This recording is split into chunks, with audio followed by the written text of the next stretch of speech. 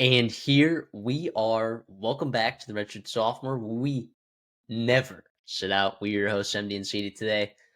Yeah, we got week 10 games, but I mean, ring the bell. Brian Kelly is out for the count at LSU. I mean, kind of crazy. You look at the expectations there and you like start to get an idea of what some of these top tier programs you're like, oh yeah, these expectations are pretty high, right?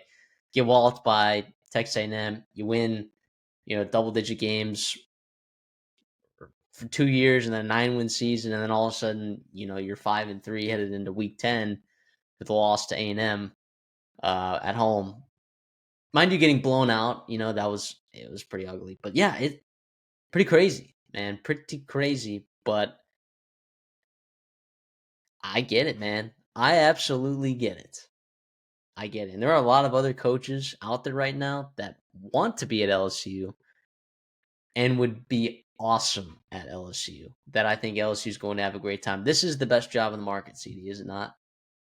100%. 100%. I mean, if you look at what Kelly did and the leash he had compared to the leash other, coaches have had, in college football at other premier jobs in the SEC or whatever it may be, it feels a little weird. It feels almost, if you look at outside looking in, it feels kind of like James Franklin.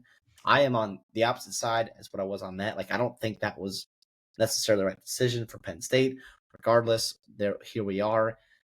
This was the right decision for LSU. And you want to talk about timing, you want to talk about whatever it may be. Like, this was not working. It was not a great fit. It kind of deteriorated. It sounds like it was not going to fix itself. So it sucks for LSU fans, and it sucks for the people of LSU or of Louisiana that have to pay the taxes to be paying its buyout or his buyout The poor and all that kids in those stuff. hospitals. Yeah. Oh yeah, golly, bro. Just stealing money from that is crazy. But listen, I mean, Ugh. that's where we're at in college football right now. Like, there's so much money to be had. So like, there's going to be aggressive moves like this. I think the Penn State firing opened the door for this one to be not as jarring. I think this is the second most biggest buyout of all time, outside of course, Jimbo Fisher, who, of course, is related to the story as well with a similar person giving him the same contract as Brian Kelly.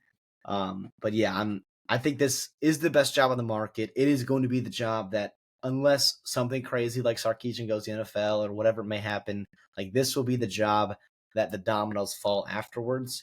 It will be interesting to see if LSU coming open and Florida open and Penn State open, and we'll see what else happens after, if that sways decision makers at other jobs that are like self-looking and like realistically lower on the totem pole than some of those jobs. I'm looking at Auburn, I'm thinking about Baylor, right? Schools like that are kind of hovering around here, like USC. Like, it is Lincoln Riley. Like, if he struggles in November, like, is Lincoln Riley going to be on there? So it will be really interesting. And of course, the downstream effect. You laid out a brilliant one a couple years ago when Nick Saban got hired and what happened after, as opposed to the chain reaction that was Nick Saban getting fired and all the changes that happened. Retiring. Excuse me, yeah, retiring and all the changes that happened in coaching carousel. That, like, it's just that it's a carousel. It's going to be like nonstop. It will be a lot of fun in December and January. Us trying to delve through it. Again, I'm going to say it last week. I'll say it this week again.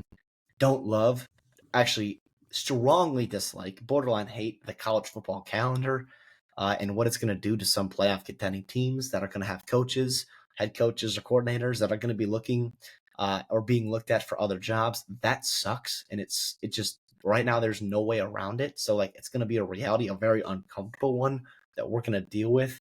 That needs to be fixed for a sport that is willing to pay a coach $53 million to not coach, and the fact that we don't have a solution for that kind of thing is upsetting and needs to change. But we will see what happens. Nonetheless, you have to be subscribed. You have to be listening and watching us as we go throughout the month of November and into December, as we are going to have a lot of stuff for you guys. So make sure you're subscribed, make sure you're watching, all that kind of good stuff. Yeah, especially when coaches do get hired and you're like, who's this guy? We'll be on that. Right? We'll be on those hires when they do happen. And I'm excited, man, because like the names you throw around, like they sounded like better names just a couple months ago. I don't know. You know what I'm saying? Like that. It seems like for how many good coaches there are in college football, the reasonable hires that I could think of for LSU, like they're not necessarily like overwhelmingly amazing in my opinion. Even though there are all a bunch of these guys could go to LSU and have tremendous success, win a national championship, all that. But it's not necessarily like there's not like a Kalen DeBoer out there, right? I mean, there's a Lane Kiffin out there, right? But who knows if he ends up staying in Ole Miss? If for some reason Florida feels like a better job with him because he's completely a vibes guy. It's never about money with him. It's literally just like, what does he want to do? What does he and his family want to do? Like, so there could be a situation where he goes to Florida and not LSU, but whatever. But like beyond that, it's like, is there really like a Kalen DeBoer type hire? Like, and Dan Lanning isn't necessarily it probably isn't reasonable to get out of Oregon, if he wasn't going for the Bama job. So it's like, not that there has to be a Kalen DeBoer every other cycle, but I mean, the best option for LSU on the board, if it's not Lane Kiffin, it might be John Sumrall. I think he would be phenomenal at LSU. I really do. Are there other names, CD, that you're looking out for this job? Yeah, I mean, yeah, you mentioned those two. Those would be at the top of my list. I know Drinkowich will probably get some run. That's the Missouri head football coach. Sounds like Jed Fish will be in play. He's always putting himself in play, whether it's an agent or him. He feels like he is in every single coaching So search funny. year after year. He loves to switch jobs pretty quickly. No, that's just where it's at. Listen, I will say LSU is the type of job that unless you are Dan Lanning, Kirby Smart, Steve Sarkisian, Ryan Day, and probably Kalen DeBoer, or definitely Kalen DeBoer, no one is safe. Like, I wonder if someone will come out of nowhere, like when Lincoln Riley left for USC. Lincoln Riley was being floated for other jobs, specifically the LSU job, and he was like, I am not going to go to LSU, and then he went to USC. Brian Kelly going to LSU was a bit of a shock, I think, like, in general. So, like, and I hate to do it, like a guy like Mike Elko, right? Like in a situation like that, not saying him because I think he'd be dumb to leave what he's building at A&M right now, but the reality is like this is that type of job where a guy that right now is humming with a ton of resources could absolutely like make a move to LSU somewhere along those lines. So that's kind of where I'm saying. I will say too, if Luke Fickle was having success at Wisconsin, Yeah. man, if he had hired the right offense coordinator, like he would absolutely be in play for a job like this or Penn State, something like that. So it is interesting. Yeah, but that's where I'm at. This LSU job is huge, huge. Now let me ask you this. People talked about, when the Virginia Tech job opened up, when the Arkansas job opened up, when Oklahoma State job opened up. People threw around Clark Lee's name, right, for those jobs because those are the jobs that were open. It seems like that talk is dying down. Like, should Clark Lee be in play for a job of this tier? Yes. Now, I do not think he would be my first call. He would probably be around 4. And the reality is, if now like realistic calls, like obviously, like if you're ranking choices, you'd have Saban and Urban Meyer or whoever else you wanted, and like Dan Lanning and Ryan Day, whatever, right? But like realistic calls you're making, like after Lane Kiffin's 1, obviously, and then 2, 3, 4, kind of make your choices. Clark Lee is probably further down that list than I think an LSU fan would be comfortable hiring someone. LSU is that type of job to where they should not have to get to person 4 or 5, right? Where I think there are some other candidates that might be a little bit in a Agreed. better spot than Clark Lee is. No, I think he's fantastic, and I think he would have success at LSU. I think part of that talk is quieting down is like I think he's very happy at Vanderbilt, and he's probably going to get a massive raise and hopefully some support from boosters and other administrative pieces to put Vanderbilt in a spot to succeed, like year over year with this kind of roster or with a roster of this caliber, maybe spending a little bit more money, some resources. They got some things moving maybe behind the scenes. So I wonder if that's dying down some of your talks for Clark Lee? Because I think if you are Clark Lee, I don't think you're leaving Vanderbilt for Virginia Tech, right? If he's taking a job this offseason, it's going to be a big time job, right? So that's I think part of the reason why it's also died down. Yeah, there's a lot of names out there, man, and they're not all head coaches, right? I mean, the Will Steins out there. Hey, look, this will be a very interesting job, and it is going to, like you talked about, absolutely domino into other jobs being open, surely, and what have you. I mean, this is something, man. This coaching carousel is going to be nuts. We had 30 plus guys uh, hired last year to be college football head coaches. I would say we are on pace for more than that. If we assume that dominoes are going to fall because of these big ones, and last year you didn't really have your biggest one was North Carolina, right? And they went straight to the NFL to get their hire, and you still ended up with which was criminal. We talked about that. I mean, so you talked about that off air, like John Sumrall, like is now being considered for the LSU job, and you could have hired him a year ago instead of Bill Belichick, who is not letting NFL scouts at practices.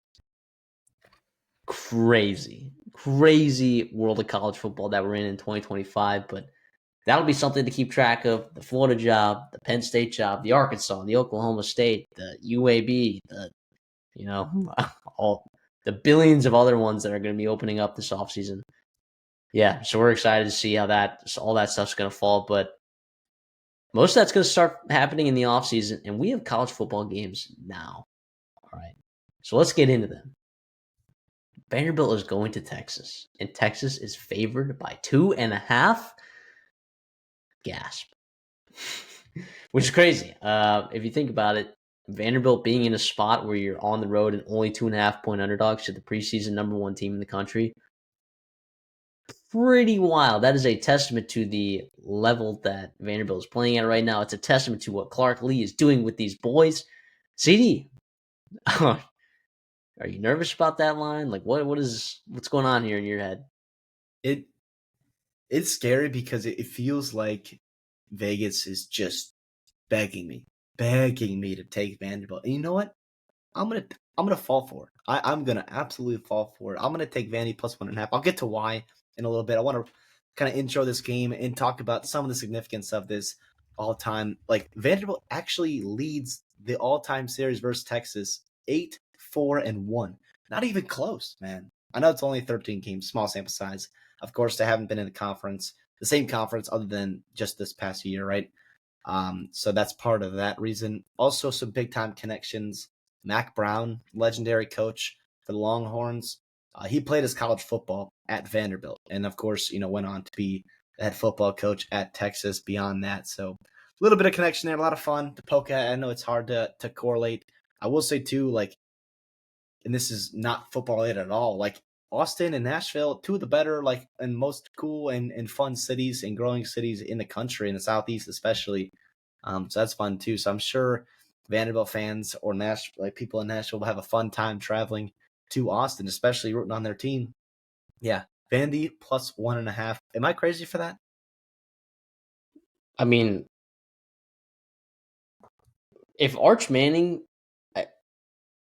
this whole concussion protocol thing with Arch Manning, like if he does not play in this game and it's Matthew freaking Caldwell in this ball game. Now my thought is like I know that there's university concussion management plans and whatnot, but you have to like whatever the coaching staff can do to find a way to get a physician to say yes, Arch Manning, you can play. You have to do it because Matthew Caldwell is not a good quarterback. He's not. You are not going to be a Vanderbilt team that could score 30 plus points on you, right? Like you are going to have to find a way to put the ball into the end zone. And for all of the mishaps this year and all of the underwhelming performances by Arch Manning this year, like with all that, like he has to be the guy this week that's leading this Texas team to victory. Now things when I look at Texas here too, like your offensive line isn't playing that well. Your defense looked a little bit got right there by a fantastic football coach, by the way. You did come back and win that game. That was big. You needed a special teams touchdown to do it. No, you're not crazy for taking Vanderbilt at all. And I feel like that, yeah, is this a bait? Oh my gosh, Vanderbilt, like, having to go to DKR. Like, this is a different Vanderbilt team, man. Like, they have dudes. All right. They have dudes. Offensively, defensively. And you want to talk about, like, Diego Pavia? Yeah, sure. We could talk about Diego Pavia all we want. We could talk about how absolutely insane he is playing right now, and like how well he manages that offense and like the level at which he raises the people around him. But like Vanderbilt could still go on the road, right, and beat a team like South Carolina 31-7, like, and just obliterate them, right? Like, I don't think it's necessarily going on the road that's a big deal for Vanderbilt. They have so much veteran experience there. They have such a good coaching staff. They're so prepared for every single game. Like, there's never a game that they're in where you're like, wow, they really got like out game plan there, right? Like, that's not gonna happen. It's not gonna happen. And if you're Steve Sarkisian, you don't have Arch Manning, or even if you do, and you're not finding ways to capitalize in the red zone in ways that you haven't really been able to this year, you're in serious trouble. You are in serious trouble. I'm with you, CD. I'm taking Vanderbilt plus 2.5 right here. Sorry, not sorry. Yeah, 2.5. And also, like, I will say the game plan was set for you by Missouri. I think if you're Texas, even if Marsh Manning does or does not play, the game plan is set to where it's like, we need to muck up this football game, but we have to score in the red zone, right? Like Missouri, arguably down and down outplayed Vanderbilt. But you talked Yeah, about the coaching staff and just like the clutchness, whatever you want to call it, playmaking, different ways to scheme up. They had a really nice schemed up run, like 80-yard touchdown that just changed the football game. Like that absolutely changed the football game. So like that's the kind of thing that even if you are stuffing them, like which Texas defense, very very good. Doesn't get much easier, right? From Mizzou to Texas, right? Probably even harder. They're pretty good against the run. You're gonna get your best shot. There is a target on Vanderbilt's back, right? It's none of this. Oh, like we're happy to see Vanderbilt do well. Like Texas knows exactly what Vanderbilt's about. Can they stop it? The one thing that gives me hope in Vanderbilt, like Texas still cannot run the football. Cannot. And if what has Vanderbilt struggled this year is against the run, right? Defensively. When Alabama did it to them, like you talked about them not getting just out yep. game plan in that game. Like you went on the road and Alabama was able to lean on you a little bit and give Ty Simpson some breathing room, give their defense some breathing room, prolonged drives, all that kind of the And beautiful. disrupt the offense. Like, you're not able to get Yes. into that rhythm. Exactly. All the beautiful things that running the football does for you, right? And I think Vanderbilt is able to run the football, and Texas is not. And to me, this feels like Vanderbilt all day.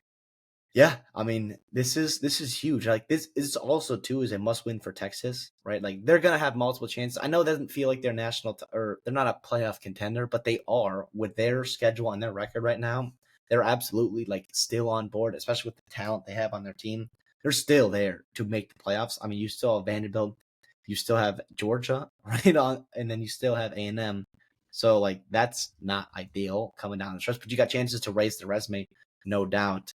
Yeah, Arch needs to be healthy. He needs to be healthy during the week to get the reps against this team. Like Clark Lee will have a fun time scheming things up, blitzing. They do a lot of interesting things to get after the quarterback. And this is a Texas offensive line that has not improved over the year and is still struggling. So yeah, I'm all in on Vanderbilt here. And boy oh boy would this be massive for that program and putting them inch by inch closer and closer and closer to a college football playoff berth in the year 2025. It's awesome. Yeah. Just awesome. They're healthier. And you mentioned running the football. Teams that, I mean, Vanderbilt had its problems with LSU, but like, the teams that you had the most problems with as Vanderbilt were Bama and Missouri, who controlled the ball for like nearly 2/3 of the game. Both of those teams, right, found a way Yeah. to do it against Missouri. And like we talked about, not necessarily getting out schemed, right? Just like, sorry, it's not a strength of Vanderbilt's defense. It's just not. But yeah, I mean, with the injuries on the offensive line, like, they haven't been able to run the ball yet. What makes you think like you said, that they're going to be able to run the football this week against Vanderbilt. So, I mean, if the Commodores are going into week 11, 8-1, I mean, dude, you start having some really interesting conversations about one, the layout of the SEC, two, with Auburn at home left, Kentucky, November 29th, you're going to have circled on your schedule Tennessee. That ball game might be for a college playoff berth, which is insane. Insane. So, love to see that from our Commodores. If Texas finds a way to win this football game, I would assume that it's with Arch Manning at quarterback. Then all of a sudden they're back in the conversation. Like and they have a schedule remaining where like they can get some key wins down the stretch here to kind of So save their season. if you're Texas, real quick, you go 2-1 down the stretch against Vanderbilt, A&M, and Georgia. You're sitting there at 9-3 with losses to Ohio State, assuming they're number one in the country, and then like one of these two top 10 teams, one of those top 10 teams, And right? Florida, though. And Florida. Now, I tweeted out here, so reminder to follow us on Twitter. But like it is going to be hard for the playoff committee to rank. I think some of these SEC teams, and how do you stack the resume up against that Florida football team, which I think is a much different Florida football team than you're probably playing in October and November, like in late October and November. So it's going to get mucky, and obviously Texas just win out and don't make it a problem. And like they're still, by the way, wide open for the SEC championship. Yeah, Like they went out and they're probably in because of the way that tiebreakers will work. I don't know about Ole Miss they would be and how that for will. sure. They would be in. They'd have a tiebreaker over A&M. They'd have a tiebreaker. Well, Vanderbilt would have 2 losses in conference then. It's just Alabama, Georgia, and Ole Miss. And I believe that they would win those tiebreakers, just in the nature of their schedule. But yeah, I mean, it's also possible too. They also may be rooting for A&M to drop to Missouri, so then if they lose to like Georgia or something, then they could still make it maybe with some crazy tiebreakers if they beat A&M in that last week of the year. So I don't know. It's an interesting time. A little bit disappointing of a year for Texas fans for sure, but like still a good roster. Stark's still recruiting well. I still think he's a good coach. Kyle Flood's a good coach. Kwiatkowski's a good coach. I mean, like it's still a program that's in a good spot. So I mean, Johnny Nansen. Yeah, Johnny Nansen over there, coming from Arizona a couple years back. But yeah, it's still in a good spot here. But it'll be interesting to see. This is definitely a keystone game in the SEC, so we'll be dialed into it. Speaking of games in the SEC, the Josh Heupel game. Oklahoma travels to Tennessee. Tennessee favored by 3. Right? Obviously the lore, right? If you don't know, Josh Heupel, national championship winning quarterback at Oklahoma. Now the head coach at Tennessee. Things we love to see here. Oklahoma coming off of a loss. That John Mateer, unfortunately having surgery in the middle of the season, maybe having an impact on his performance right now. But Tennessee, I still think is a fantastic football team. I still think, and I believe this to be true, if they get healthy in the secondary, I still think that they're a potential national championship contender. Maybe not to win the whole thing, but to potentially make a run. So I think this is a fantastic matchup right here. And I am a little bit surprised, CD, that this line is only 3, because I will be taking Tennessee in this spot at home, -3. Especially at Neyland too. Like that to me, I was a little shocking too. I'm going to be with you with Tennessee. Not only is it the Josh Heupel game, but you got some other connections here. Obviously, Heupel, with the familiar with OU, his staff is going to be littered with Oklahoma connections, right? So Landry Jones, former Oklahoma quarterback as well, he's at Tennessee as an offensive analyst. Joey Hazel, right, former Oklahoma quarterback and staffer, he's at Tennessee with Heupel. How about another person with some animosity towards the Sooners, and that's Seth Littrell. Seth Luttrell, Yeah. former Oklahoma fullback, same national title team as Josh Heupel, former Oklahoma offensive coordinator, getting the boot, getting blamed for Jackson Arnold not being able to read a Vindicated, defense, by the way. vindicated, and now here he is at Tennessee. We love it. This is why we love college football. A lot of fun here. You talked about this game. Both teams only 2 losses, both alive and well for everything they want to accomplish in this college football season. Can OU, can John Mateer find consistency on offense? If there is a team to do it against in the SEC, like one of your premier teams, it's going to be Tennessee. Their defense has been banged up. You talked about it. Their secondary has been banged up. Do they get healthy? Do we see a couple familiar faces? Do we see a couple of legit NFL people come back for them? That will be interesting, something to monitor for sure. Tennessee has struggled in conference. I think they're giving up over 30 a game in the SEC. Now, you've played some pretty good offenses, no doubt, but you've made Gunnar Stockton look like an NFL quarterback, and I love the dude, but I don't know if that's necessarily his future. And how about Tennessee? Can they use what Ole Miss did, play enough defense, right, and have success on offense? Like they had some chunk plays. Trinidad Chambers had a lot of success. Like you see some parallels between him and Joey Aguilar.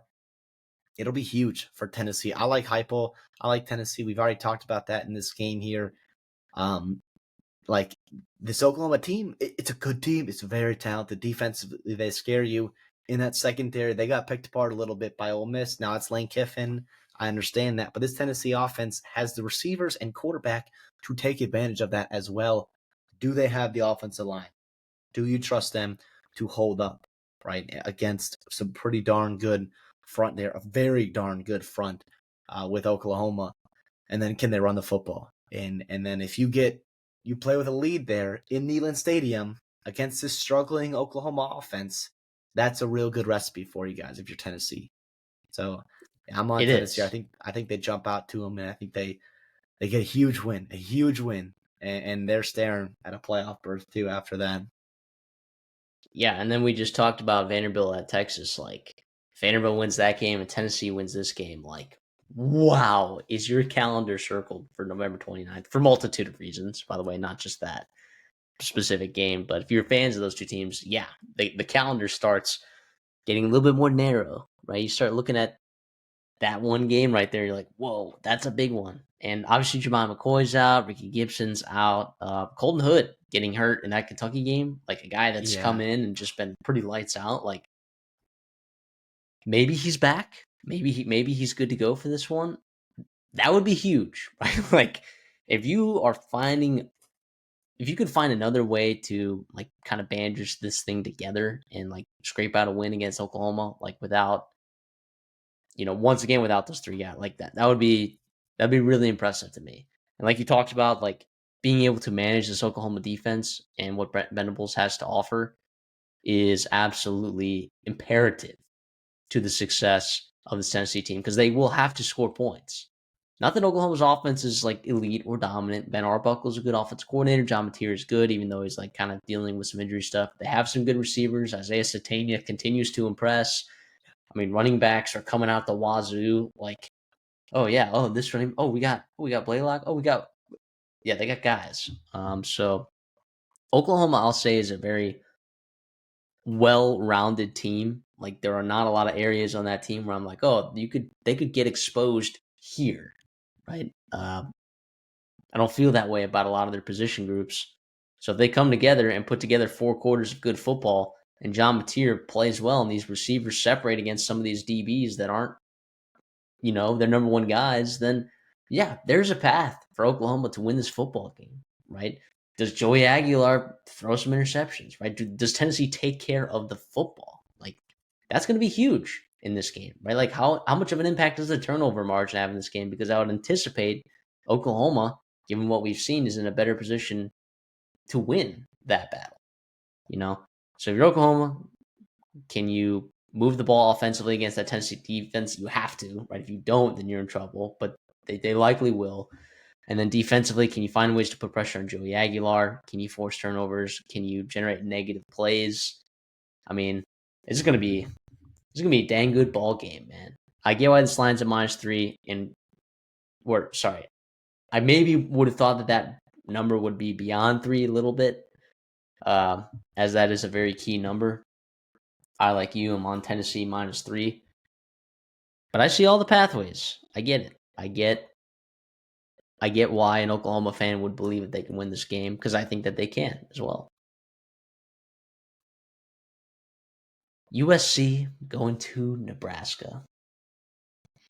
This is a massive game for both of these coaches. One, Lincoln Riley. Like, I really don't think he should be fired after the season, right? Even if he loses this game, but like, holy moly, does your seat get a little uncomfortable? All right, if you drop a game like this, like it gets a little bit uncomfortable.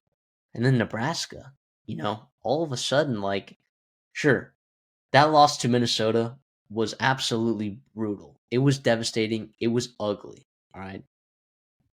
But the road to 10 wins is still potentially there for you. You get them at home. CD, what are we feeling about this? I mean, you're our Big Ten guy here. This is a massive game. This is arguably the biggest game, inarguably the biggest game in the Big Ten this week. It's a pretty brutal slate. But nonetheless, this is huge for both these fan bases and these coaching staffs. You talked about it. Who needs it more? Probably Lincoln Riley, probably USC, but Nebraska, I think, is hungry, chomping at the bit. Like, I know it didn't work out how you wanted it to against Minnesota a couple weeks ago, but they still have a lot of potential to win 9 games this season, 10 games this season with this roster. This is also, like, historically too, USC is the only opponent that Nebraska has played multiple times and never defeated. Just a lunch that 5-0-1. 6 times, no wins for Nebraska there. Obviously, just a little fun, silly stat for us here. I'm looking at USC's defensive line against Nebraska's offensive line. Like,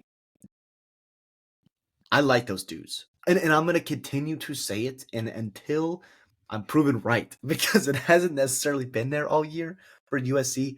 I think they are physical on defense. I think they have dudes at every single level of this defense, especially in that front seven. I love their linebackers. I like their defensive line as well. They rotate some guys. They got some real beefy dudes as well.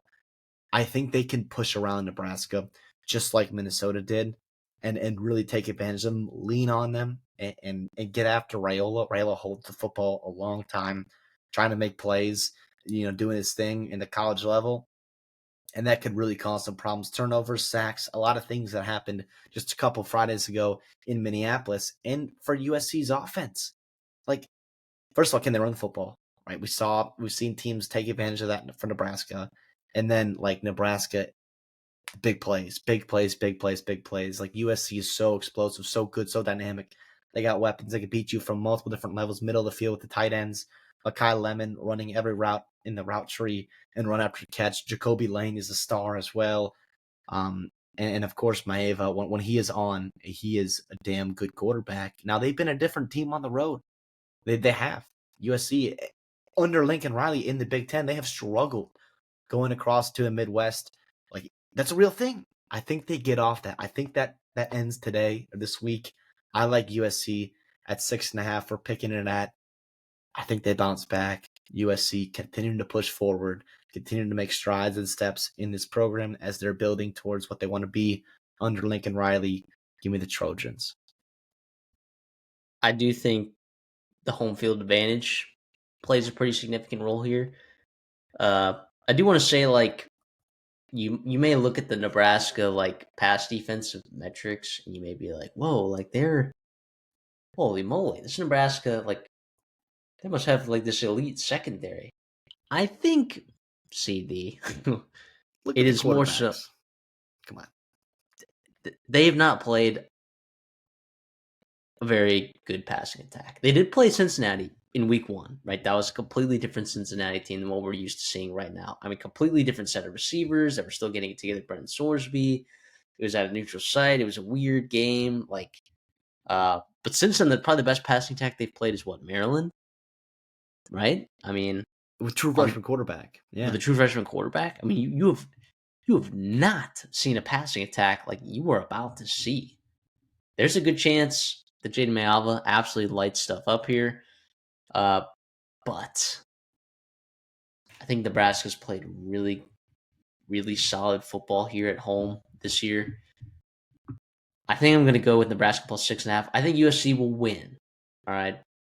But I think Nebraska potentially covers the 6.5 right here. They played Michigan close at home.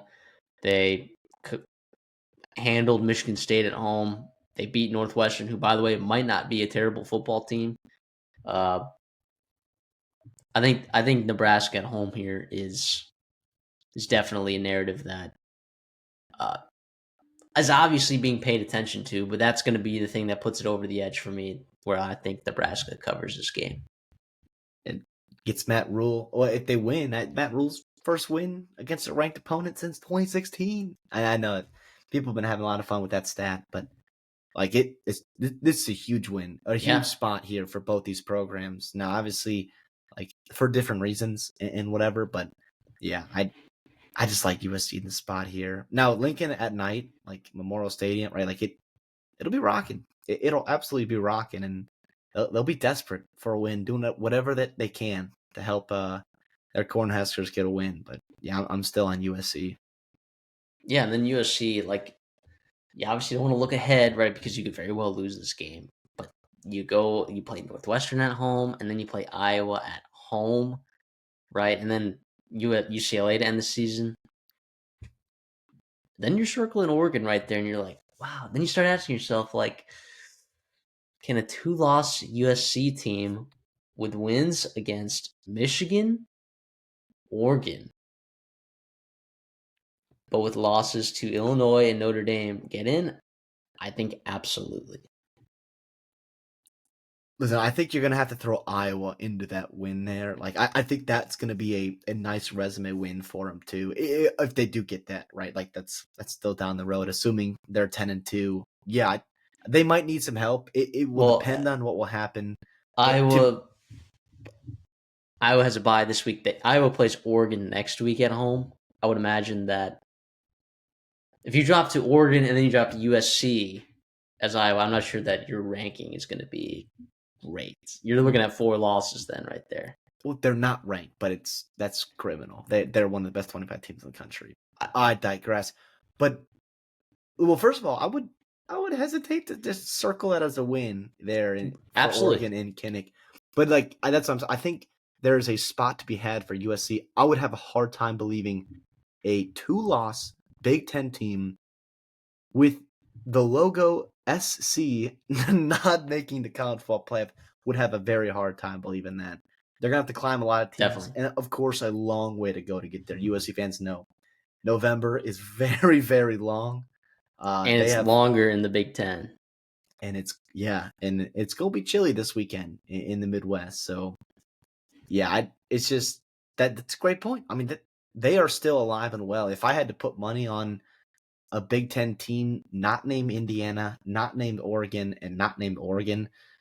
Ohio State, you mean? Or, excuse me, I messed it up. Yeah, Indiana, Ohio State, Oregon to make the playoffs. Like, it's USC.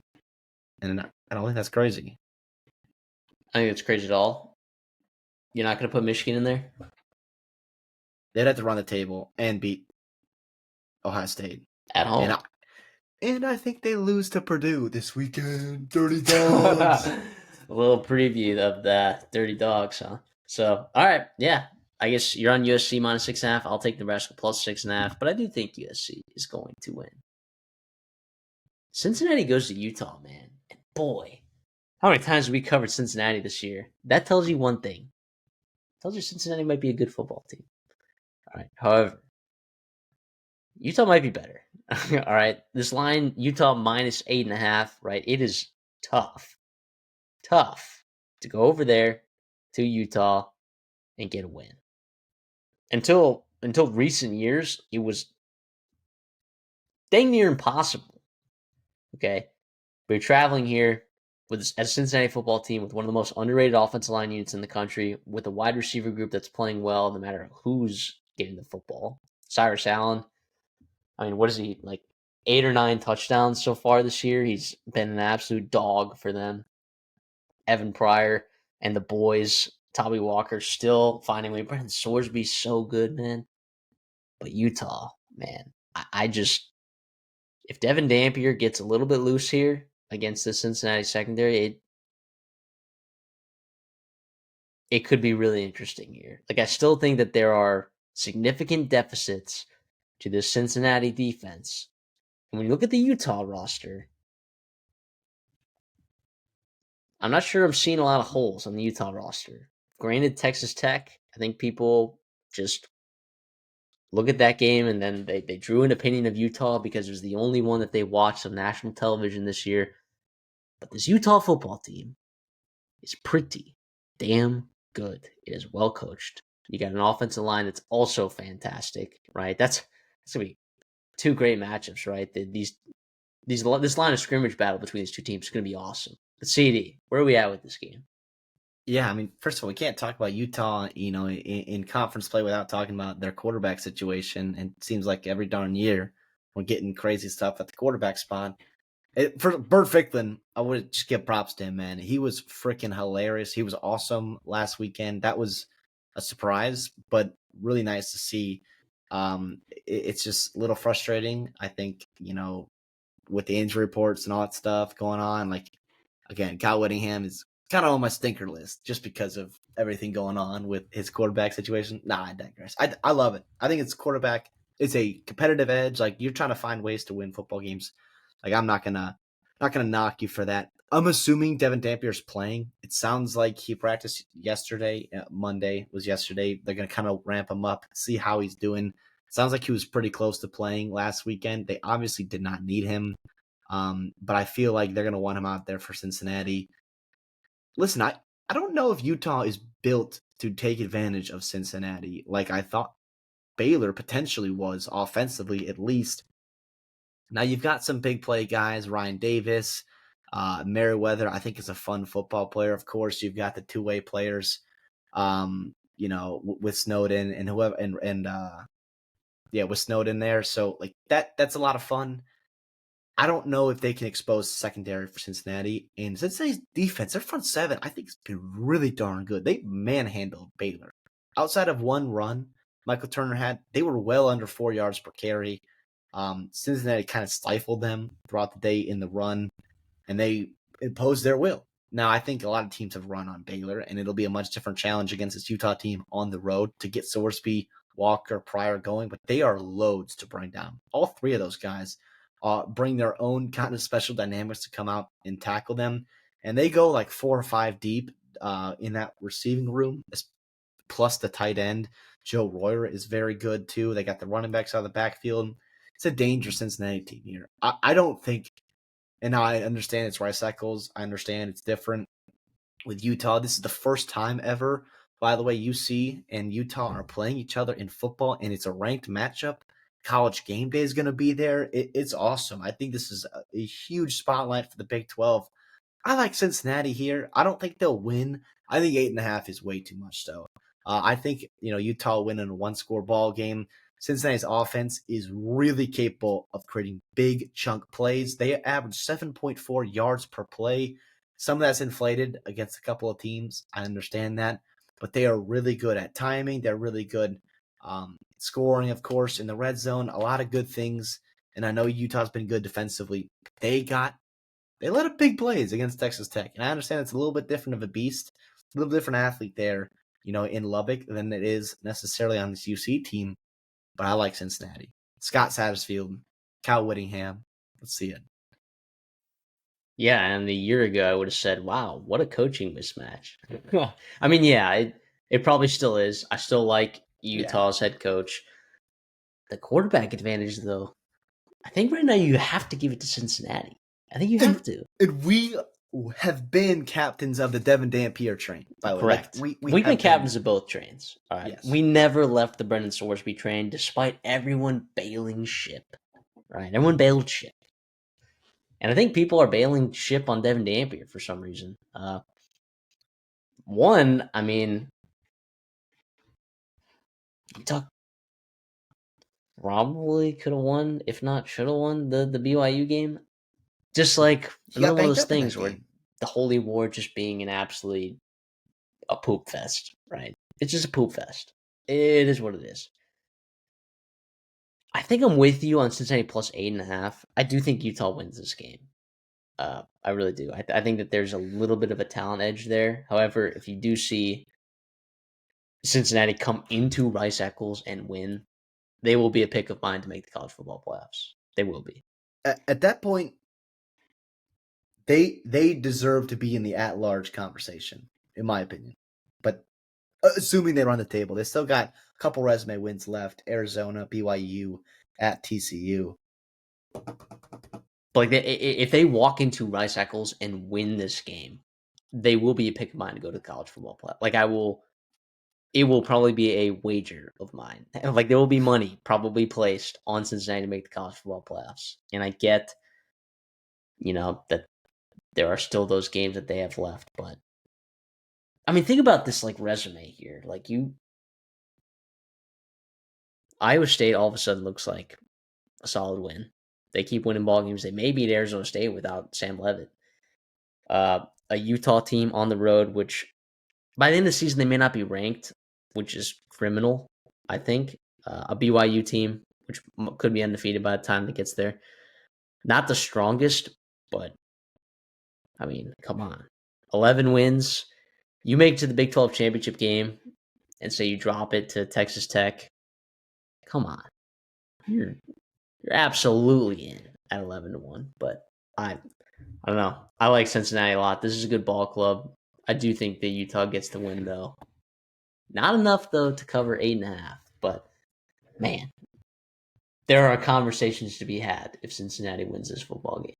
Well, and you love to bring poll inertia is a real thing. Like it's been Yeah. a long time since Sorsby threw that dumb pass against Nebraska, right? In a game you probably could have or should have won. Voters forget about that kind of stuff. Like you start building momentum, you start peaking in October and November. Like that. It's a real conversation is going to have to be had about these Bearcats. And for Utah, sucks that your two losses, in the Big 12. But the reality is, with the schedule in November for the Big 12, by the way, working out perfectly for Brett Yormark and the rest of the Big 12, the schedule is going to be so where you have some teams at the top that are going to be kind of fighting with each other, right? I understand you don't have the tiebreaker against Texas Tech, but like a win against or BYU, which is brutal. So like there's work to be had done, and you need Some crazy tiebreakers to be had. tiebreakers to be had. So like there's work to be had, but if you're Utah too, like you're still 24th in the country, still a darn good football team. Like there's a lot going on, a lot riding on this game. There's a reason why college football and college game days is in Salt Lake for this. I think they made the right choice. We were talking about this actually. We were texting on Sunday, like we were trying to figure out what we're going to preview, and we're like, where the hell's game day going to go? And we are both like, got to go to Utah, got to see Cincinnati, Utah, and sure enough, that's where they were going. So it's gonna be awesome. A big game here. Arkansas State travels to Troy. And you're probably confused. All right. If you've been following us long enough, you're like, okay, they preview games that they want to talk about. They also preview important games. What makes Arkansas State at Troy an important game? I'll tell you why. Okay. The Sun Belt West right now is nuts. It's nuts. Okay. It's nuts. Southern Miss seems to be above it all, right? And you and I were, just all over that in the beginning, buying up, eating up all of the Southern Miss stock that we could possibly buy. Was it 4.5? And Was that their line, or was it they got the 5.5 by the time we were betting in? like for Southern Miss. the lines that we were getting at, like against like Louisiana and like schools. Well, I'm talking about their over on win total on the year.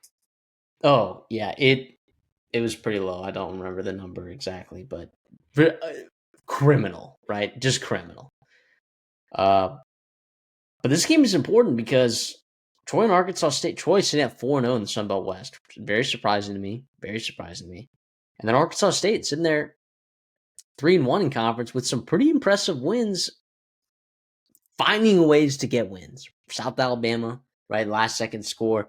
Texas State, last second score. Uh, Georgia Southern just a week ago, finding a way to win that one. Your only loss being to Louisiana Monroe on the road. Seems like Arkansas State has a problem playing on the road. Uh, Troy. I mean, this is a big line, though. 7 points. For a Troy team, which, sure, Troy is winning football games, and they looked good against Clemson, right? But, like, Troy's another one that I have question marks about. Like, how good actually is Troy? You had an overtime win against South Alabama. You had an overtime win against Texas State. Sure, you handled Louisiana Monroe on the road, which Arkansas State did not. Louisiana's not a great football team this year. Like, it's interesting. When I look at these rosters, right, I'm like, okay, coaching advantage, not sure I give it in either direction right now, but in terms of a quarterback advantage, who has it, CD, in this game? Like, I think you got Tucker Kilcrease playing some pretty good football right now, but Jalen Raynor's just been the guy, man. He's just been the guy. It is Rayner. He is top 2 quarterback in the Sun Belt, top 3 at least. He's a He stud, man. I mean, he's Braylon awesome. Braxton's up there. Yeah, I that's what mean, came up off the top of my head, and of course, like Alonzo Barnett too deserves a ton of credit. And um, but sure. I yeah, I'm a huge Rayner guy. I just have a hard time believing outside of Jalen Rayner, like, is this team good enough to go into Troy and to win? But as 7-point dogs, they have struggled to stop the run. Arkansas State has, and Troy has struggled to run the football. I understand that. And um, excuse me, Tay Tay Meadows is Meadows. injured. Yep, the running back for Troy. So you got Jordan Lovett in there. Of course, a little bit more will be put on to Tucker Kilcrease, which I don't love if I'm Troy. And even though I think he's a gamer, I think he's a very solid, fun Sun Belt quarterback. But he takes a lot of sacks. He really does. 17 already in this year, and not a full season of work. Uh, that is concerning, no doubt for Troy. But listen, their defense, man, they get after folks. Second in the Sun Belt in points per game, second in the Sun Belt in yards per game, first in sacks. Like if you are getting after, of course, stopping the run there and getting after Rayner and making him uncomfortable and not letting him get through and make magical plays like he has so many times this year for Arkansas State, that's a huge spot there. Listen, I know Arkansas State's won the past couple of years, past 2 years. Series is 10-9 in favor of Arkansas State. I think Troy evens it up. I think Troy gets a win, and I think they cover as well. But boy, oh boy, Butch Jones and Gerald Parker, this is a massive game. You talked about at the beginning for the Sun Belt. Both of these teams put themselves in a massive spot to essentially control their own destiny the way out because Southern Miss is still on their schedule. Yeah, this is a big time spot here. I like the Trojans. I'm coming around on Gerald Parker for Troy. Here we are. Let's go. Yeah, you and I were not very high on Jared Parker as a hire for Troy. Like, also you have to think about who you were losing, right? I mean, John Sumrall. Like at the time, like it felt it could have gotten hired to even bigger job than Tulane, which is a good job. You know, it's a good job to have at the G5 level. Uh, this is a program with high expectations as well, like, uh, and a lot ahead of him with the year this year. I just don't know if I can get around on 7, right?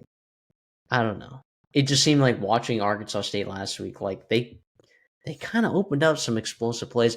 Like their explosive plays generally just come from Jalen Rayner, just like doing some crazy crap right on third down or whatever it is. Like I don't know. Georgia Southern's a pretty bad team. All right, they got a pretty awful defense. But I don't know, man. Like, is there a little bit of life in there?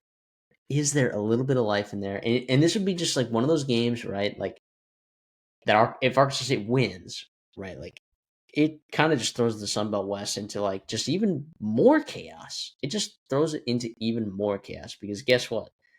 Neither Troy nor Arkansas State has played Southern Miss yet. And then things get seriously interesting. Now Troy, they have to go to Southern Miss. Southern Miss having to go to Arkansas State. Now, that'll be next week, right? And Southern Miss will be coming off of a bye. So that'll be really interesting there as well. But I don't know, man. This Arkansas State team, they found ways to come back. They don't give up. They're relentless. They were a team that I was much higher on last year, to a little bit of disappointment for sure. I think they cover. I I'm okay with taking them +7 here in this in these hypothetical picks, I guess. And then sure, I'll take Troy to win. All right, but I do think Arkansas State keeps this thing close. I really do. I, it's just what they've done. It's just what they've done over the last month, you know? And I get it that it's not at home, which is like where they've thrived. They've thrived at home. Um, Going on the road is a lot different for this football team. Troy, it'll be rowdy. I mean, like they play a lot better at home as well.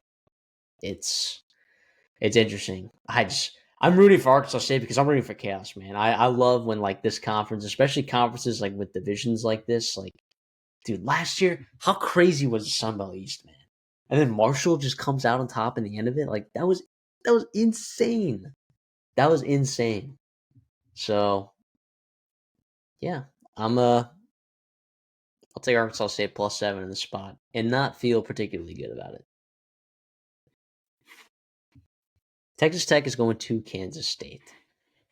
Boy, is this a bad time to be playing Kansas State or what? I mean, at the beginning of the year, you're watching this Kansas State team. Like, here's the thing: what jobs, right? Is Chris Kleiman like in talks, like in the national conversation for that Penn State job? If he isn't losing the games that he's losing at the beginning of the season, he's probably in much more significant conversations, right? He has to be. He has to be. So, what happened? Well, you had a tough loss against Baylor where you just blew it. I mean, you just absolutely blew it. And you let Baylor come back in that game. You let Sawyer Robertson do that crazy thing where, uh, you know, he just comes back, throws the ball a billion times, and finds a way to win the game. And of course, Avery Johnson didn't help in that game either. But since then, all right, you absolutely ripped off one against TCU. And then you ripped off one against Kansas. All of a sudden, your offense is humming. All of a sudden, you're playing good football just in time for, Barry Morton to expectedly be healthy. But you get Texas Tech at home, man. You get them at home.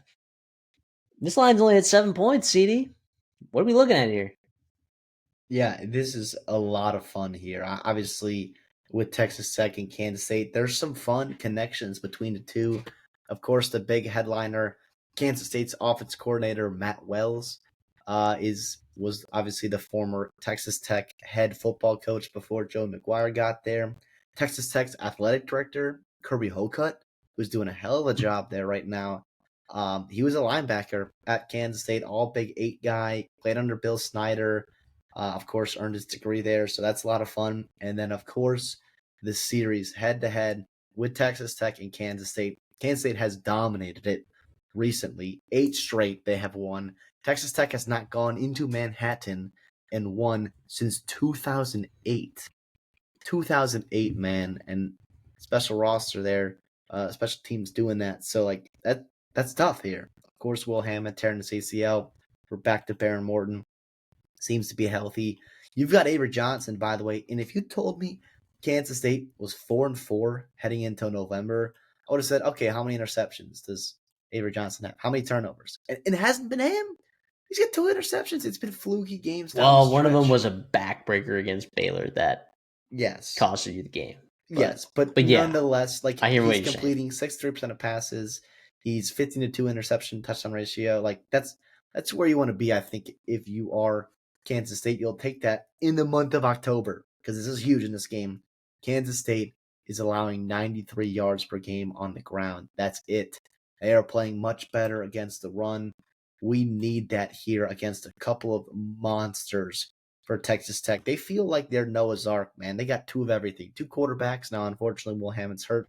Don't sleep on Mitch Griffiths, though. Right? Wake Forest legend. No, very more. So, two running backs, right? Two wide receivers, two tight ends. Like, it's a really fun team here offensively. And, of course, their defense. Oh, they got two of everything, too. Unfortunately, Skylar Gill Howard is hurt, but you got a couple good linebackers, couple really good defensive ends, couple good corners, like a fun safety as well. Like there's a lot of talent on this Texas Tech team up and down the roster. They have another big road test. The first one that was like a massive road test, right? Was up in Salt Lake against Utah. They passed that with flying colors. The next week they're going on the road to Houston, passed that with flying colors. Going the road to Tempe to go Arizona State. Fluky, weird game. You end up losing that. Here we are back on the road in Manhattan. Interesting, man. It's a big spot. Kansas State playing well of late. You look at metrically, Kansas State, not a terrible football team. Opponent adjusted EPI, man, they're pretty darn good against defensively. They're 15th in the country.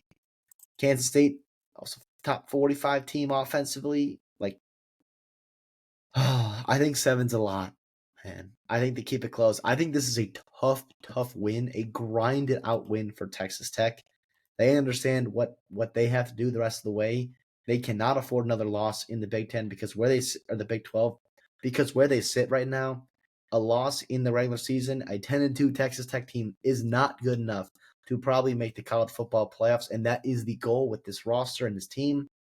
They get out a gutsy win, but I think Kansas State covers. It's going to be a hell of a game, a hell of a game. That's the 3:30 spot there on Fox on Saturday. Yeah, Kansas State +7, Texas Tech to win the game. Yeah, I'm forecasting a lot of close games this week. I mean, I've already kind of middled it with Nebraska, USC, Utah, Cincinnati, Troy, Arkansas State. I'll do it. I'll do it again. All right. I'm with you, man. Like what this Kansas State team before the season, right? Like we thought it was something. All right. And then we saw that it was not. But what if it was always something and it just didn't figure out it was something until maybe it was too late, right? And maybe it's the perfect time, right? Because maybe this Kansas State football team has a chance to just absolutely tear up like what's left of the Big 12 here. Um, if you find a way to get a win here at home against Texas Tech, that would be nuts. College football playoff implications. All of a sudden, Tech has two losses in conference, and Cincinnati and BYU can each afford to lose to each other. Like, that would be crazy if Texas Tech was on the outside looking in. Just a couple weeks ago on this show, I said national championship contender. But here I am believing that Kansas State can cover the 7. I do think Tech wins this football game. I think it's going to be tough. I think it's going to be gritty. I think it's going to be an awesome game to watch. And I don't think the national or casual college football fan, excuse me, is ready for what is about to happen in Manhattan. And maybe I'm not. Maybe Tech just walks in there and just starts blowing the doors off these guys and does the thing that they did to Utah. But the difference is like I think that Avery Johnson is like when Devin Dampier gets like that level of pressure on him, like at that size, it just becomes remarkably more difficult, right? When Avery Johnson, at that size, with that athleticism, with that build, like first of all, he's done a great job dealing with pressure this year. Doesn't take a lot of sacks, find ways to make plays, especially in recent weeks. And maybe it's just a little bit more difficult, right? And Texas Tech has relied on the negative play. They've relied on it. It's been so good to them. What if Kansas State just starts just moving? They just start moving the football, just moving the football, controlling the game, limiting the number of possessions. It can happen, man. So I'll take Texas Tech to win. Kansas State +7, just like you. Let's remind ourselves what conference we're talking about here, too. This is the Big 12, man. Anything can happen on any Saturday. The other thing, too, is let's go back to that Arizona game back in September. If you remember, that was an out-of-conference game, right? Kansas State's sitting there at 3-2. Remember, just a year ago. Let's just rewind. 12 months ago, if you're an Arizona State football fan, how dead set are you on we're gonna win the Big 12 and we're gonna give Texas all they can handle in the college football playoff, right? And they did. And they did. Yep. And they went on a crazy hot streak and they won. They swept through November. I'm not saying this is going to happen for Kansas State, but crazier things have happened. You talked about where it's like, we thought Kansas State was this. They were this in September. And maybe they're just starting to peak at the right time. Maybe it was always there. It just took a little bit of time to get there. We've seen that time and time again in college football. Teams peaking at the right time, man. I was incredibly impressed with how they handled Kansas last week. I had Kansas on my best bets. I really did. I thought Kansas at home, give me, what is it? It was like 3 Minus points. 6. It was -3. I was like, let's go. Yikes. So here we are. So with Kansas State, man, anything can happen. And of course, Texas Tech, similar way too. Like obviously they have the talent. They're a little bit less out of the shadows. I think everyone kind of understands the kind of roster and the kind of talent they have. But like I said, it's the Big 12, man. Anything can happen.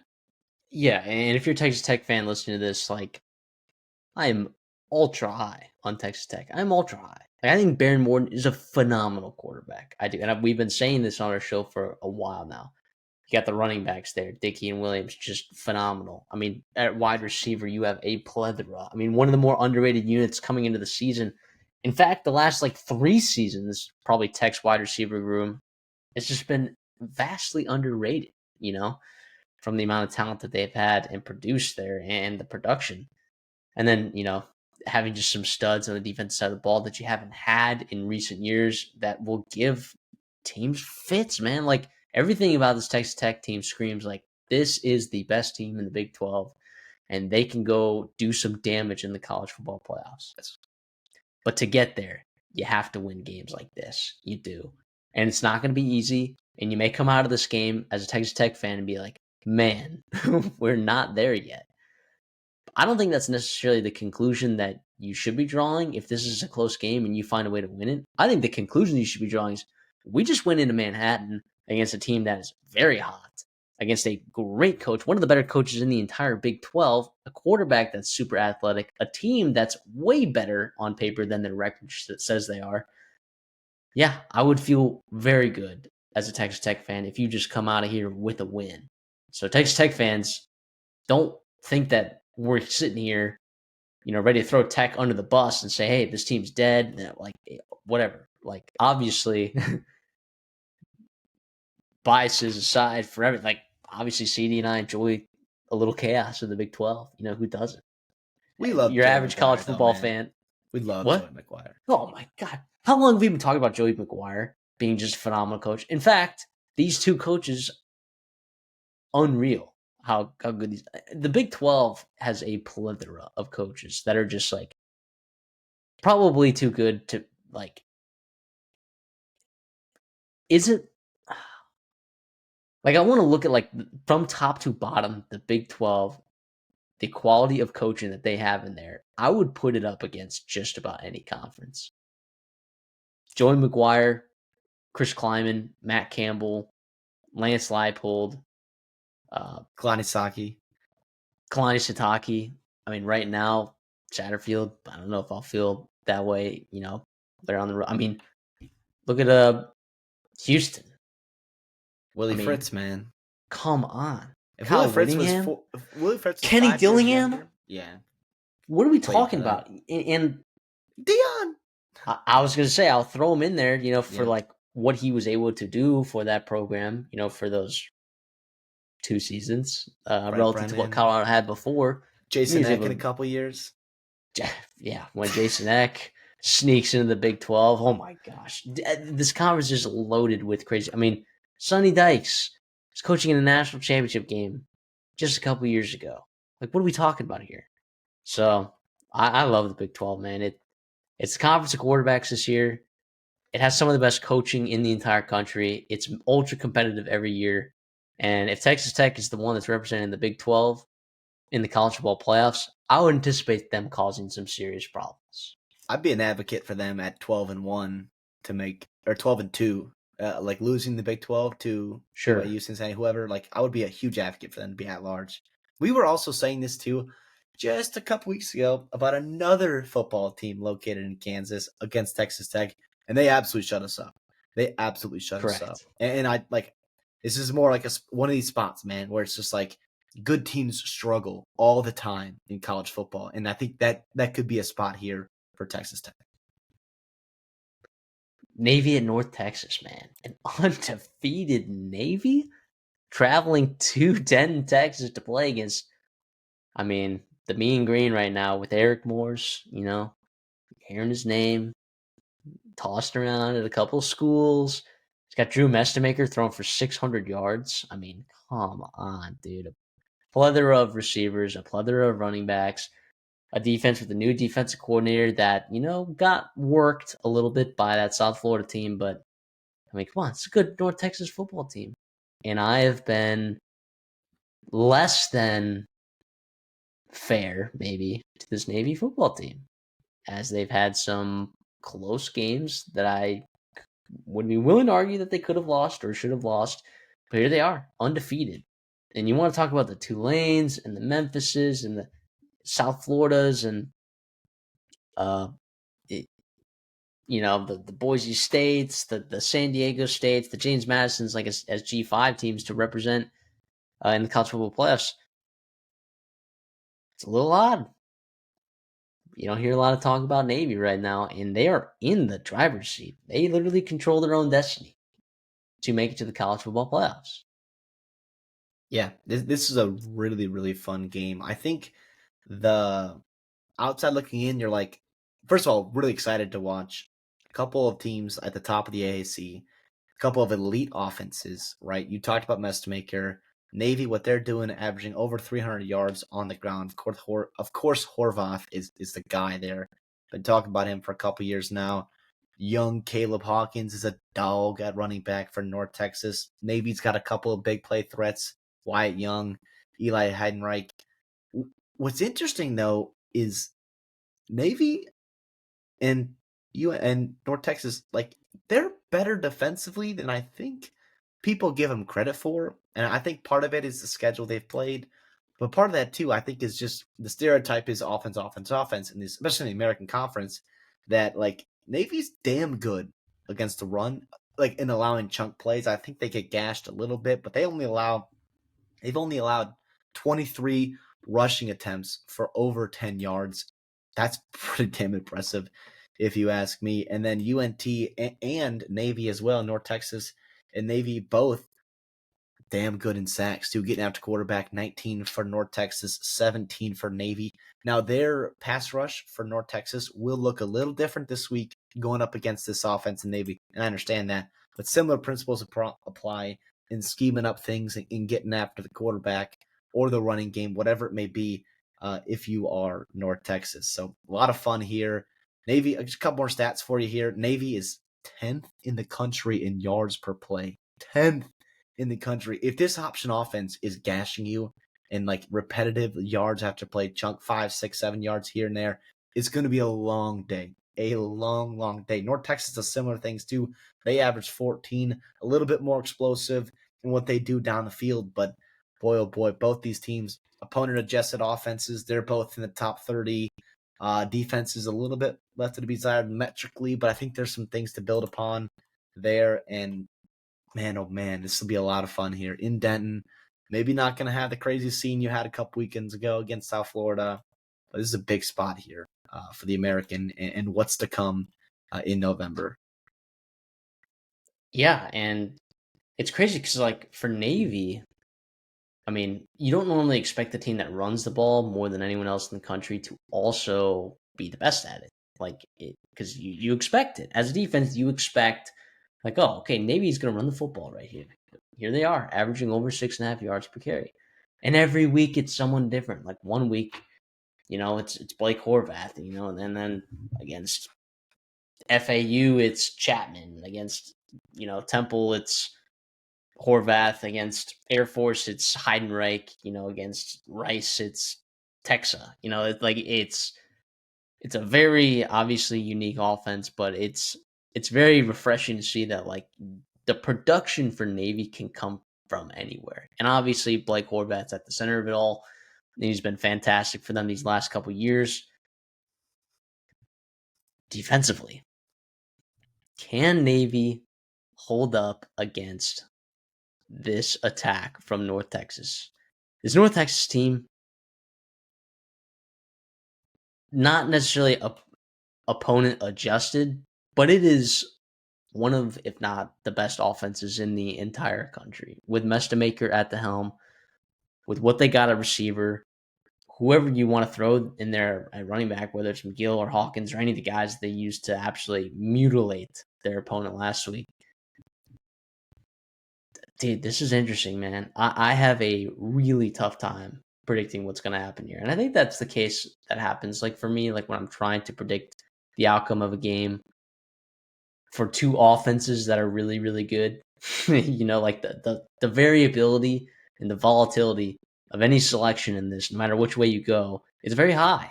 It's very high, right? Turnovers can fluctuate things greatly. It is explosive plays galore. Can North Texas stop Navy on the ground? I don't know. I don't know that they can, man. So uh, I'll lay with North Texas at -6.5. I don't feel great about it. I really don't. I'm just kind of like trying to vindicate myself for saying that Navy's not as great of a football team as the record indicates. I think Navy gets their first loss this week against a North Texas team that still has a lot to fight for this year. Yeah, one quick name I'll throw out here before I throw on one more thing. Landon Robinson, defensive tackle for Navy, 5.5 sacks on the year. Like that could be a guy, I think, a name to watch, right? To disrupt Mestamaker as he's going through his progressions there, quarterback for North Texas. Both these teams, man, looking at their schedule, like it could not be different after this game here. So North Texas, you have Navy, right? Now you got bailed out because South Florida lost, Memphis lost already, and so like you're looking at some tiebreakers. You're trying to go through some scenarios, and the American's weird because there's a lot of teams in it. So a lot of teams at the top don't necessarily play each other. So we saw how like yucky it got last year and how intense it was towards the end of the year for North Texas. After Navy, you go on the road to UAB and Chris Mortensen, better football team than they were about 2 weeks ago. But the reality is that's fine for North Texas at Rice. Again, a tough out, been giving teams scares I think all year, and then Temple. Like looking at the combined amount of wins, right? I guess Temple's 3-1 in conference, but it's been a little bit less impressive than some of the other teams at 3-1 in the American Conference. Like it's a very manageable schedule, and we talked about that against South Florida, and they couldn't take advantage of it. They kind of get second wind here with some of the losses there, and the teams are going to have to play each other down the stretch. Navy does not get anywhere near the bounce in the draw that North Texas gets, right? At Notre Dame, which isn't a conference game, but that'll be tough, right? Up for a number of reasons, right? USF at Memphis, right? And then, of course, you'll have, if you play in the American Conference game, the conference title game, and then, of course, Army Navy in mid-December to end the year. So they got a brutal stretch here. I'm looking at their schedule. These are 5 of the toughest games they play all year, back to back to back to back to back, right? So it's a tough spot for Navy, but this is a huge win to give yourself a chance to fight come the end of November, to put yourself in a spot where you can lose one of those last 2 games and still make the title game. North Texas playing with a little bit more urgency. They're going to need some help with some teams playing each other and going to have to take care of their own business.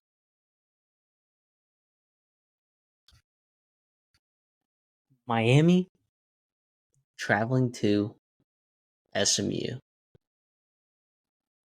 as 12.5-point favorites. That's a pretty big line, CD, to go on the road for. Against an SMU team that, I mean, we know is talented, but they've struggled, right? I mean, they had a rough game last week, right? But, like, Miami is not necessarily coming off of a, heater themselves. So, I guess what I'm getting at, CD, here is, like, this is a confusing game for me to pick. Where are you at with this one? Yeah, man. it's weird. We're in November, or we're going to be in November in this game, and I still don't know what to think of SMU. I still don't know if I have a good grasp on them because they don't have many impressive wins, if any, right? At Clemson, I'll give you that a little bit, but much different than that Clemson team's looked in the last 15 years. Lose to Wake in a close game, you lose to Baylor in a close game, you lose to TCU in like in out of conference on the road, like just like some bounce the ball things here. There's a reason why I think we're previewing this game, and part of it, I think there's a real chance SMU wins this football game. Now, Miami, you lost to Louisville, you bounced back last week, and you get a big time win. You kind of roll over Stanford, but it took some time to get going. It was 7-7 at half for Stanford, and Carson Beck, efficient but not super dynamic. You kind of got the ground game going in the second half there, so that's going to need to pick up in this game to go on the road for SMU. And then, of course, like, got some dynamic dudes for SMU. Kevin Jennings, 3 or 4 running backs they like. Of course, RJ Maryland, hopefully get more and more healthy, trying to get him there to what he's been. Jordan Hudson, like, they're going to have to be more dynamic than they've been to win this football game. This is a good defensive team for Miami. It's gonna tell me a lot about the character of the national championship level caliber team that I think this Miami team may or may not be. They don't have to go out and blow out SMU. They don't have to win and cover or whatever it may be. But I think you have to show up, and I have to see some grit, some intensity right away. I want to see some fight and some dog in you. I got Miami in this game. I'm going to take them minus 12.5, but listen, I don't feel great about it at all because I really don't know how good SMU is. And SMU can come out and really show their stripes there and really scare Miami. Yeah, it really depends what SMU team you're getting, and it depends what Miami team you're getting, right? I I think a loss to Louisville, as devastating as that is to lots of fans of Miami, like, I'm sorry, that just happens sometimes. It happens sometimes in the ACC. It happens, when you're playing against Jeff Brom. Like, it literally just happens. It just happens sometimes. It hurts that it was at home, right? I still think this Miami team is just wildly talented, and I think it would be an incredible disservice to college football if we didn't get to see them play in the college football playoffs. I get that Carson Beck, can hold you back at times, but also, elevate you at times. Depends what Carson Beck you're going to get on a given day. I like this SMU roster. I was surprised that they lost to Wake Forest, but also Jake Dickert. Jake freaking Dickert. That dude's 5-2 right now, and took over an absolute dumpster fire. And by the way, a play away from beating Brent Key's undefeated Georgia Tech team at home. Like, what are we talking about here? Sure, you lost to NC State on, that was bad, but that was, week 3. Wake Forest was not a great football team, right? It was after that bye week that they sort of started turning it on. You're like, oh wait, that's Wake Forest team. Oh, okay, they beat Virginia Tech. They're not great. Okay, Oregon State, they haven't won a game. Whatever. Oh, they just beat SMU. Okay, and that all that is after they took Georgia Tech to OT. So, like, I don't know. I think SMU is talented enough to keep this game close. However, I'm with you. I'll take Miami minus 12.5 here on the spot, even on the road. Even on the road. This Miami team, not that they need style points, but, like, it could be a situation, CD, where it is, like those Purdue teams, finding ways to upset, like Ohio State or whatever, like with Jeff Brom, where it just, like, kind of propels a team, and it's like, oh, we can't just win every football game that we play in. Like, we have to play well, and we have to prepare appropriately. Like, it could just be like, oh yeah, that's a learning lesson, and it's a learning lesson for the coaching staff. We know that, like, Mario Cristobal isn't the best, in-game manager of all time, right? Although I do like the rest of his coaching staff. I think that's just a learning opportunity for all those guys. Don't know. They seem to respond pretty well to it last week, but I I'll take Miami minus 12.5. Don't feel good about it. Don't feel good about it. But coming off of a bounce back win against the Louisville team, watched it, you know, it's over. Now you got some superstars that are ready to perform against an ACC team that's wounded in animal mode, trying to climb up and out of this thing, but I think Miami might be a little bit too much for him. Yeah, I mean, this SMU defense, they get after quarterbacks, 25 sacks on the year. And Carson Beck has only taken 4. Part of that's his like quick decision making. That offensive line is damn good. Yeah. Like that, yeah. I want to ask you a question here. If you are Shannon Dawson or Mark Cristobal, and we go back 8 months, right, to January, the portal cycle, would you trade Carson Beck for Kevin Jennings? Like 8 months ago, absolutely, Yeah, definitely. 100%. Like if Kevin Jennings was in the portal as well, like you would have put that for whatever that money you gave to Carson Beck, you would have put that on Kevin Jennings. Yeah, I mean, I think me personally, I liked other quarterbacks in the portal more than I liked Carson Beck. Although And Carson Beck's been there, imagine right? Carson, Mendoza, man, with this roster. Just oh my gosh, that would this team would be nuts. It would be nuts. But it's also crazy to see like Miami, like you saw this with like in that Bama dynasty. I'm not obviously can't compare this Miami team to the Bama dynasty in the oh same my manner, gosh, but what I'm trying to let him say is like cook. Let him cook. some of those national championship teams, like they were recruiting at such a high level that like there were freshmen every year that would pop every year. And it seems like Miami, more than some of these other top teams, like have freshmen that are popping. Yeah, Multiple of them, not just one, like multiple. So it's like, wow. Okay, so this Miami team is like recruiting at that level. All right, okay. Oh, so they're like that talented. Oh, okay. I see what it is. They're strong on both sides of the line of scrimmage. They got a quarterback when he plays well, they can win football games, and they got a lot of young guys that are hungry and play some really good football. I mean, think about like legitimately. Okay, like the Tua game right against Georgia. Think about all the receivers in that game. left They went tackle, nuclear. right tackle. They're both Yeah, freshmen. Yeah, yeah, and then receivers. I mean, was that a Jalen Devonta Smith that was was the the one that caught the rideouts. Yeah, pass. Judy had I a mean, touchdown, I think. Oh no, yep, Ruggs had a touchdown. Judy had a big catch. yeah. I mean, it's. Najee Harris. I'm just saying. I don't know, and that's just one example, but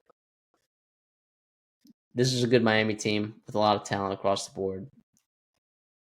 I like them minus 12.5. Yeah, Kevin Jennings, to me, real quick here, has to take care of the football. I mean, 8 interceptions already on the year, and way too many. Uh, way too many so far. And I want to see too, like, and I know he's been banged up before. Like, I wonder if we see him use his legs a little bit more, and not like he needs 12 carries for me. I don't want him having 12 carries, but like, do we see him scamper? Do we see some designed runs, some fun things Rhett Lashley can do with him? Because the reality is, it's a good Miami front, man, and they got some dogs in the secondary as well. You're gonna have to find creative ways to move the football, and I wonder if that involves Kevin Jennings' legs. We haven't seen that nearly as much this year as we've seen in the previous years, but here we are. We'll see. Time to go over to our best bets of the week. Last week, we did pretty good, CD. We combined 5 and 4 on the week. Had some winners, had some losers. The Arkansas money line one we both had. That was brutal. Just finding ways to lose football games. Once again, I mean, of course, they had the lucky pick 6.5, but a player named Taylor Green fumbles and loses the ball as they're going down the field late in the game to potentially take the lead. That is the third time that's happened to Arkansas this year. Like once you're like, okay, that sucked. Twice you're like, okay, that's a little bit weird, but I can see why that could happen twice. 3 times a player named Taylor Green fumbled the football in a key situation with Arkansas driving down the field in opponent territory to win the game. Isn't that absurd? It's been that kind of year for an Arkansas It's team. We were absurd. high on, and I So will say high this on. justifiably so. Justifiably so. They're gonna get somebody. Them and Mississippi State. You're gonna I get mean, somebody. Vegas understands. I mean, Vegas still has up. They haven't favored this week against Mississippi State, by the way. So Dude, it's try not to lose, man. It's gonna be a what's gonna happen in that game? yeah. Who knows? Fun. We didn't preview that one. We won't talk about it unless someone wants to bet on it. But I got 3 plays. CD, how many plays you got for us this week? We got 4. All right, I'll let you get us going first. I'll start out in the Big Ten here. We'll talk about this again with potentially my dirty dogs here. Purdue at Michigan, they are plus 21.5. I think that is way too much for a Michigan team. I don't know it's going to put up a ton of points. I think Purdue is playing better football. I think they actually have a chance to go into Ann Arbor and to really, really shock Michigan. I think they're a solid football team. I really do. And I think they've lost a couple games they should not have, or lost to some good football teams. I think Purdue, man, those Barry Odom, those Spoilermakers, they're getting better, man, and they're gonna win a game in the Big Ten. I'm gonna figure out which one it is. It might be this weekend. If not, it is. They won't lose by 21.5. Okay. All right, I can live with that. Will not. That's not my best bets at all, but I can see it. Give me New Mexico plus 4.5. Jason Eck masterclass against UNLV. I think yes. There's like, it's kind of weird because like Jason Eck is a name that I didn't expect people to like know that much going into the year, and like whatever. Like you're starting to hear people talk about him a lot more, and like how actually freaking good of a coach he is. We talked about him in the preseason. We talked about him when he got hired. I mean, he's just awesome, man. Go watch his introductory press conference to New Mexico. He's just a stud. And what he's done, what he did to Idaho to literally resuscitate a program that was dead. It was dead. So, yeah, I like the coaching matchup. I like a lot of the players there. I think UNLV has played some pretty close games this year. Uh, and maybe are on the positive, lucky side of variance in some of those ones. Give me New Mexico plus 4.5 against UNLV.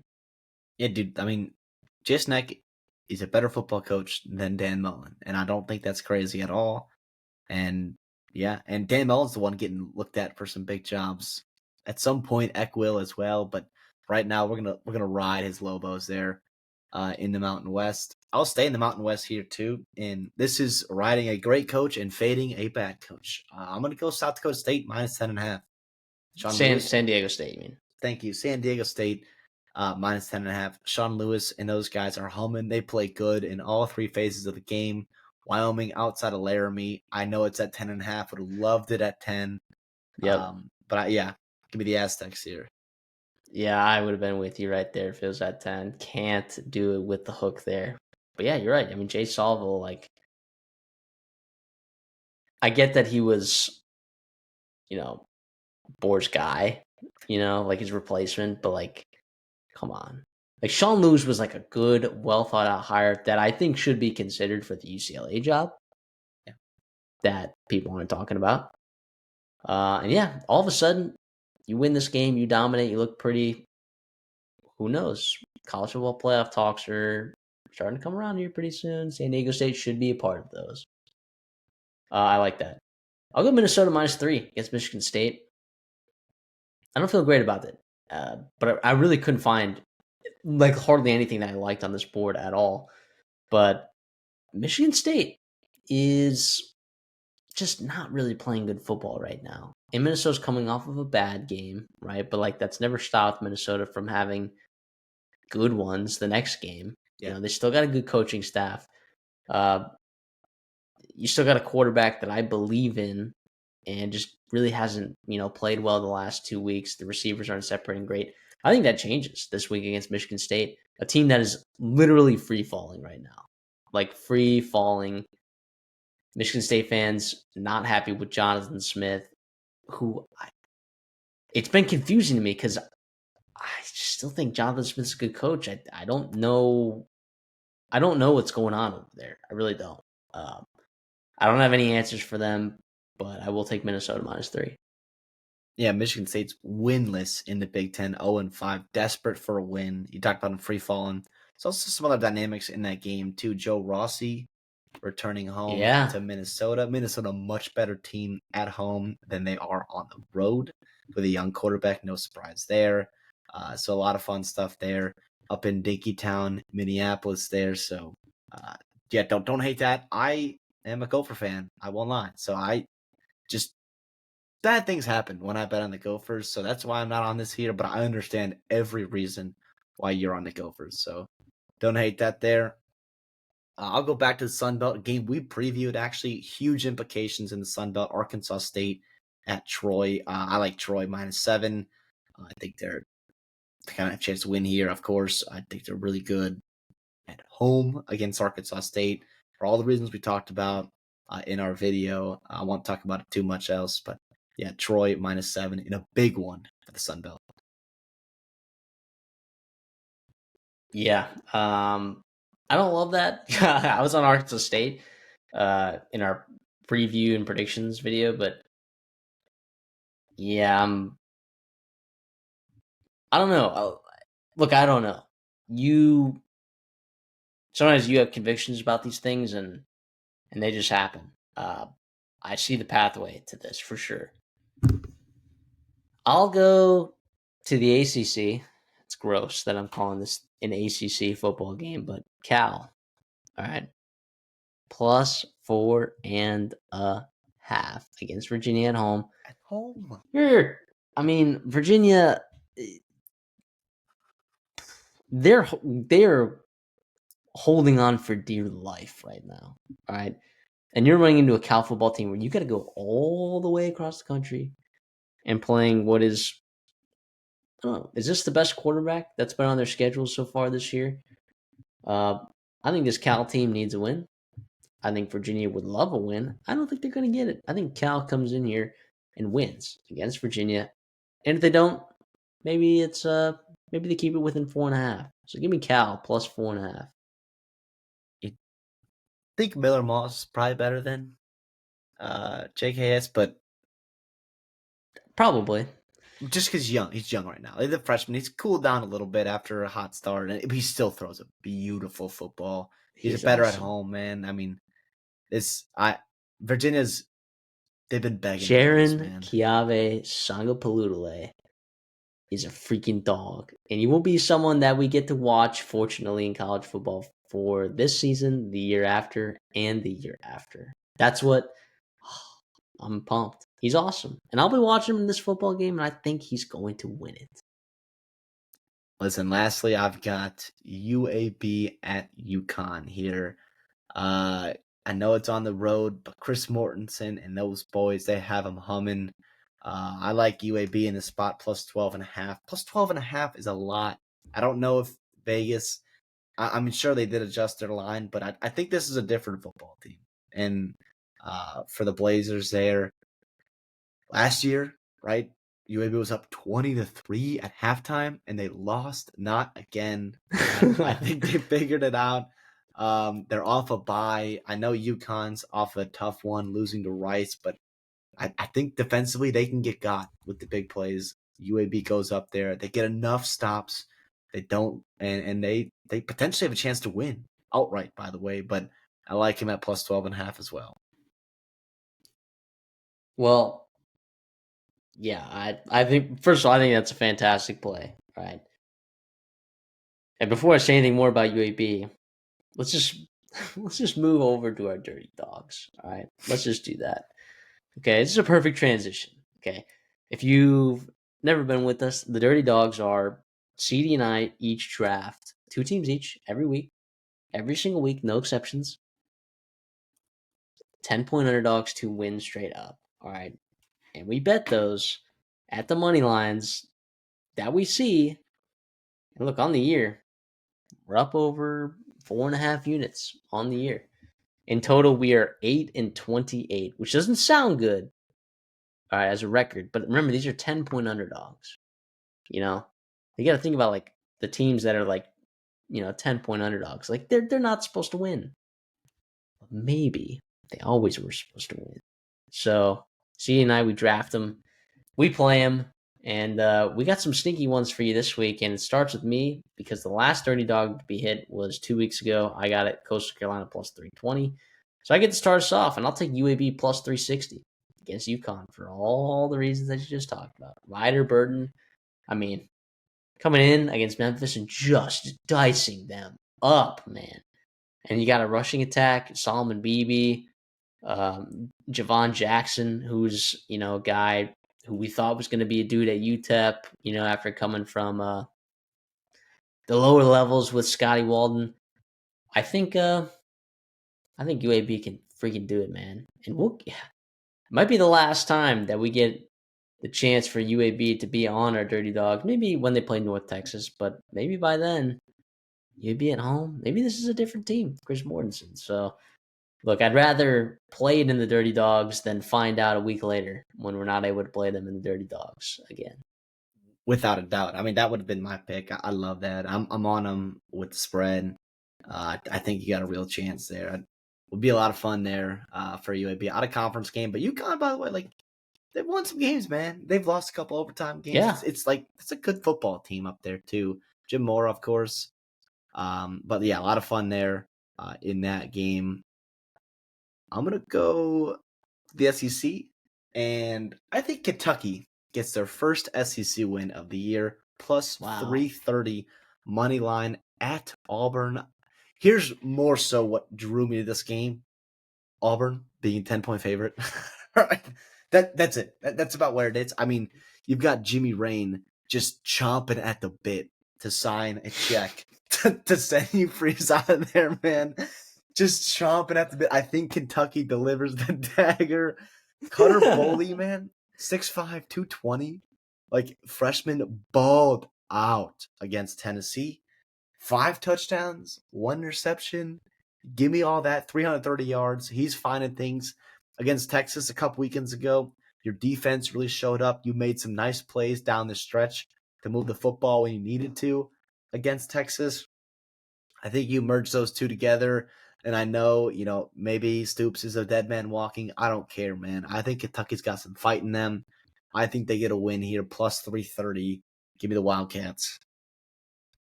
Yeah, and the action that we'd seen Cutter Boley last year and then this year, like, man, you're like, oh boy, this is not going to be a good year. But he's played better every week. So yeah, I could definitely see that. I'll roll. Oh boy, I'll roll with Virginia Tech and not feel good about it. Plus 330 against Louisville. Is the Jeff Brom stinker this week? That's the question. Is the Jeff Brom stinker this week? We talk about Jeff Brom being one of the better coaches in college football. You and I do, but you and I both know that you can't out scheme a team every week, right? You can't out game plan. You can't out coach every single week, right? Sometimes you just get out coached. Sometimes you get out game planned. It just happens, right? It's a game. It's a chess game. What if that's this week with the interim coaching staff? It's very possible. So I'll take Virginia Tech plus 330 and feel absolutely horrible about it. Yeah. I mean, it's tough with Virginia Tech and betting on interim coaches, but like it's coming. I got 2 of them in my Dirty Dogs. 2 interim coaches. Yeah. Oh, that and the interim coach parlay probably go pretty crazy this week. Well, I mean, it's been weird. I mean, we'll see what Penn State does against Ohio State, like UCLA. Like, I don't know. Like, there's Arkansas. You're gonna have a lot of interim coaches in November. A couple coaches here, a couple newer coaches in the Big Ten, Sherrone Moore and Purdue, man. What are we doing? Rutgers, Minnesota. I mean, just finding new ways to lose football games. I think it stops now. On my Dirty Dogs list right now, I have 2 teams that are winless in their conferences. And that's where we're at Yes. right now. It's November, Yes. man. That's the dirty dogs in November. That's what it is. Yeah. It's sharper lines. It's tougher, man. It's tougher. So Barry Odom gets his first Big Ten win with Purdue. Um, yeah, it's plus 1,000, man. I love that. Thought it'd be a little bit higher, but it is what it is. I think Vegas understands that, like, yeah, there's a real chance that Michigan just doesn't show up offensively, and Purdue does, and they game plan a couple nice things here and there. Maccabee gets going, they get some big plays. Ryan Brown gets going.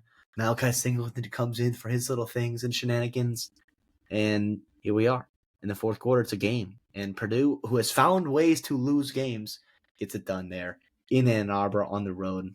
Let's go. Spoiler makers are back. That would be something. And Michigan making a sneaky late push for the college football playoffs. Sneaky late. Uh, I can see that, man. I can legitimately see that. Dude, the drum beat for Sherrell Moore, man, just get a little bit loud, a lot a bit louder after that game. Like that would be catastrophic, I think, for a lot of reasons. But yeah, Definitely. Well, that's going to do it for our Week 10 previews. Thank you so much for tuning in. We love you guys. Thank you guys for the support. We appreciate you guys. Drop your dirty dogs in the chat. Give us your best bets.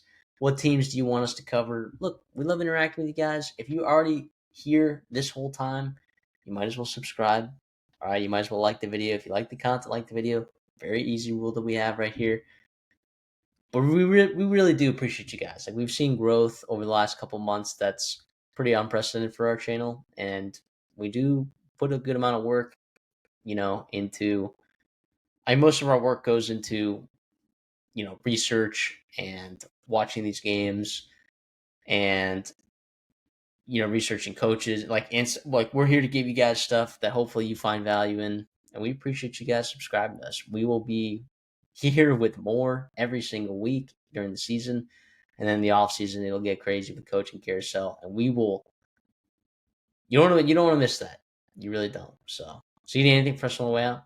yeah, appreciate you guys. Hope you had fun watching, listening.